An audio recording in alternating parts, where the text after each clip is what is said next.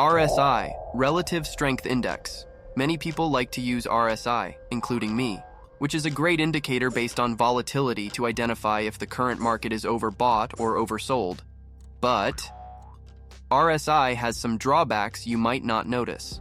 For example, in this chart, the price stays in the upper trend, but RSI keeps bouncing between the overbought and middle line, which is hard to identify the trend. So, is there an indicator that can blend volatility and trend identification to make better predictions? Yes, that is exactly the indicator we're talking about. Let me introduce the Relative Trend Index. We can find this indicator on TradingView indicator windows and search for the Relative Trend Index, made by Zierman.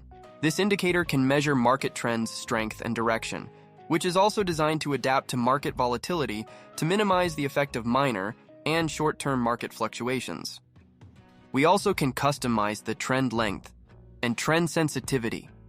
Trend length determines how long the price data will be involved in the indicator calculation. If we want to identify the long-term trend, we can use longer trend length. If we want to identify the short-term trend, we can use shorter trend length. Trend sensitivity means the threshold of the significant trend.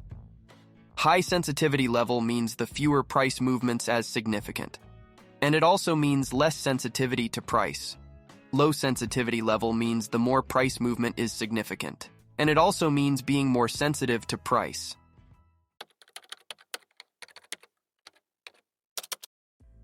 RSI solely focuses on speed and change of the price movement, leading to potential false signals during extended trending periods. RTI incorporates the relative positioning of the current closing price within its recent range, which offers a broader perspective on market conditions. It is also more adaptable with user-adjustable sensitivity, which can fine-tune its responsiveness market fluctuation. So, how to use RTI to make profit? The strategy based on RTI is pretty simple. When RTI crosses over its moving average, and also in the overbought zone, it's a buy signal. When RTI crosses under its moving average, and also in the oversold zone, it's a sell signal. But if we only use these conditions to make buy and sell decisions, which will end up with low accuracy. So, let me introduce the next two indicators to do confirmation. We can search in the indicators windows for market bias, which is made by Professor X. After we add to the chart, we need to disable hike and smoothed, and then adjust the smoothing to 10.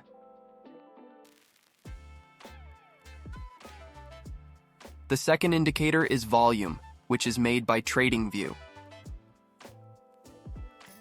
After we add to the chart, we need to enable the volume moving average. Market bias is used to do trend confirmation and pullback confirmation, and the volume indicator is used to do volume confirmation.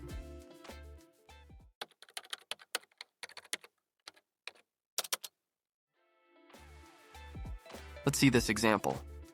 First, we need to make sure the RTI crosses over the moving average, and the RTI also needs to be in the overbought zone.